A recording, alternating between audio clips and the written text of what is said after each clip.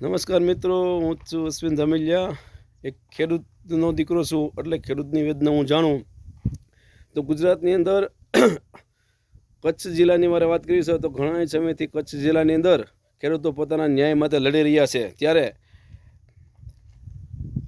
અદાણી કંપનીની જે મોટી લાઈન હાઈ પાવર લાઈન છે એ ખેતરમાં નીકળતી હોય અને ખેડૂતોના ઊભા પાકની અંદર જીસીપી અથવા બીજા કોઈ સાધનો હોય એના એ ઊભા પાકને અંદર ચલાવીને અને ખેડૂતો સાથે અન્યાય કરે છે.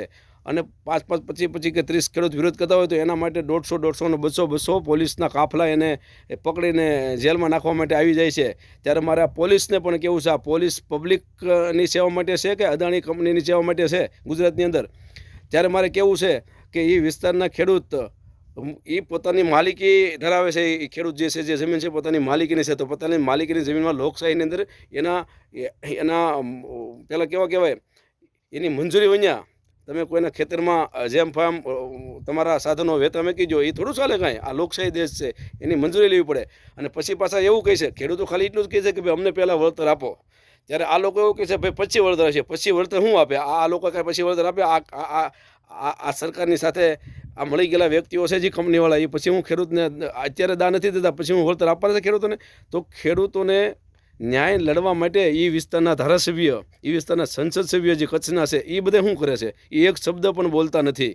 ત્યારે મારે કેવું છે કે ખેડૂતને કેવું છે, જ્યારે ચૂંટણી આવે ત્યારે આ ધારાસભ્ય સંસદ સભ્ય તમારા વિસ્તારમાં મત મગાવે ને તો હાલાના લુગડા કરીને નાગા કરી દો. આ લોકોને નાગા કરવાની જરૂર છે.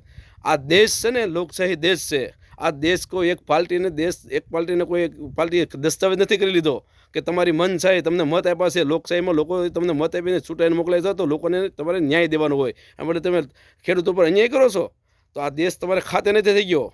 આજ તમે છો ને કાલ તમે સત્તા પર નહીં સમજી લ્યો. તમે આ ભારતીય જનતા પાર્ટીની સરકારને હું કહું છું કે આજ તમે સત્તા ઉપર છો, કાલ નથી. તો આટલો બધો ખેડૂત પર અન્યાય થાય છે અને ખેડૂતોનો વિરોધ કરે છે, તો સરકાર એક શબ્દ પણ બોલતી નથી. એ વિસ્તારના ધારાસભ્ય પણ એક શબ્દ બોલતા નથી, સંસદ સભ્ય પણ એક શબ્દ બોલતા નથી.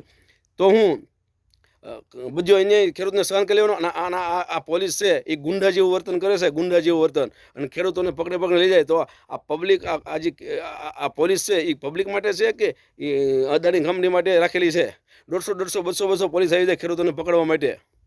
ત્યારે મારે એ વિસ્તારના ખેડૂતને કેવું છે, હવે બહુ થયું.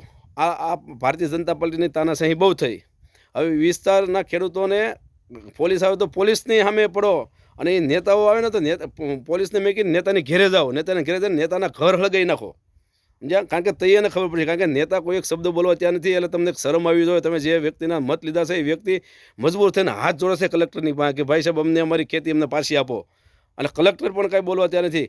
જિલ્લાનો રાજા કલેક્ટર હોય છે, તો એ પણ કાંઈ બોલવા તૈયાર નથી. તો મિત્રો, તમને મારી વાત કેવી લાગી? ખરેખર આ અન્યાય થાય છે ખેડૂતો પર કે નથી થતો? એનો જવાબ તમે મને કોમેન્ટ બોક્સમાં આપજો.